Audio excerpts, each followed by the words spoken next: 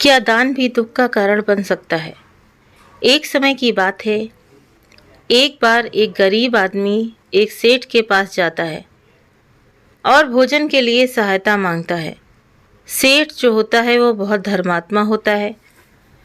वो उसे पैसे देता है। पैसे लेकर व्यक्ति भोजन करता है और उसके पास कुछ पैसे बचते हैं, जिससे वो क्या करता है कि शराब पी लेता है। तो शराब पीकर घर जाता है और अपनी पत्नी को मारता है। पत्नी दुखी होकर अपने 2 बच्चों के साथ तालाब में कूदकर आत्महत्या कर लेती है।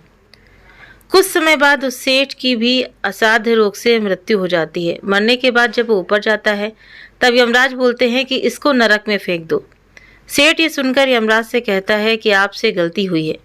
मैंने तो कभी कोई पाप भी नहीं किया है, बल्कि जब भी कोई मेरे पास आया है मैंने उसकी हमेशा मदद ही की है, इसलिए मुझे एक बार भगवान से मिला दो। तब यमराज उसे बोलते हैं कि हमारे यहाँ तो गलती की कोई संभावना नहीं है, गलतियाँ तो तुम लोग ही करते हो। पर सेठ के बहुत कहने पर यमराज उसे भगवान के समक्ष पेश करते हैं। भगवान के सामने जाकर सेठ बोलता है, प्रभु मैंने तो कोई पाप किया ही नहीं है, तो मुझे नरक क्यों दिया जा रहा है? तब भगवान उसे उस गरीब व्यक्ति को पैसे देने वाली बात बताते हैं कि उस व्यक्ति की पत्नी और 2 बच्चों की जीव की हत्या का कारण तू बना। तू उसे पैसे ना देता तो वो शराब पीकर अपनी पत्नी को दुख नहीं देता। सेठ बोलता है, प्रभु मैंने तो एक गरीब को दान दिया है और शास्त्रों में भी दान देने की बात लिखी गई है।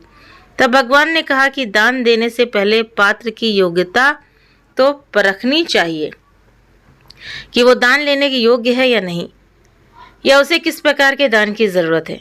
तुमने धन देकर उसकी मदद क्यों की? तुम उसको भोजन भी करा सकते थे। और रही बात उसकी दरिद्रता की, तो उसे देना होता तो मैं ही दे देता। वो जिस योग्य था उतना मैंने उसे दिया। जब मैंने ही उसकी अयोग्यता के कारण उससे सब कुछ नहीं दिया तो तुम्हें उसे क्या ज़रूरत थी धन देने की? तुम उसे भोजन भी करवा सकते थे। और तुम्हारे दिए हुए धन दान के कारण 3 जीव हत्याएं हुई हैं और इन हत्याओं का पाप यानी कि फल अब तुम्हें भुगतना पड़ेगा।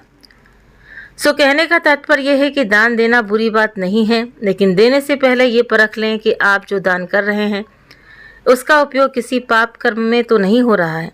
आप देखें कि आपका दान किसी का भला कर रहा है, सार्थक हो भी रहा है या नहीं। भले ही दान हेतु आपके भाव श्रेष्ठ हों, लेकिन अगर आपके द्वारा दिए दान से कोई पाप कर्म फलित होता है तो आपको उस दिए पुण्य के दान के कारण पुण्य के साथ साथ उसके पाप फल को भी भोगना होगा। अगर आपके दान से कोई बुरा कर्म फलित करता है तो उसके साथ कर्म का भागीदार आपको भी बनना पड़ेगा, क्योंकि इस कर्म को फलित करने के लिए पानी सींचने का काम तो आप ही ने किया है। तो सच बात है कि दान भी पात्र देखकर करना चाहिए। इसीलिए समझाया जाता है कि अगर जो भिखारी मांगने आते हैं बार बार, उन्हें आप दान बिल्कुल भी मत दीजिए। आप जैसे दे देते हो 5 रुपए 10 रुपए, तो क्या करते इकट्ठा करके जा करके शराब पी लेंगे, मसाला खा लेंगे या कुछ भी ऐसा काम गलत काम कर लेंगे। तो अगर उससे उसको हानि होती है तो उसके पाप के भागीदार आप होते हैं।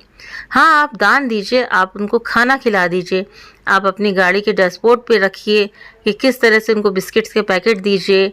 आप कुछ भी खाने पीने वाली वस्तु उनको दे सकते हैं, लेकिन अगर आप इस तरह से पैसे देते हैं तो अगर उसके साथ में कुछ गलत होता है तो उसके पाप के भागीदार आप ही बनते हैं। तो उम्मीद करते हैं कि ये कहानी आपको पसंद आई होगी। इससे बहुत कुछ सीखने को मिलता है, और अगर आपने ये कहानी ध्यान से सुनी है तो प्लीज़ आज के बाद आप ये निर्णय करें कि आप किसी भी भिखारी को दान नहीं देंगे, सिर्फ खाने पीने की वस्तु ही देंगे। ये आप स्वयं से खुद निर्णय कीजिए।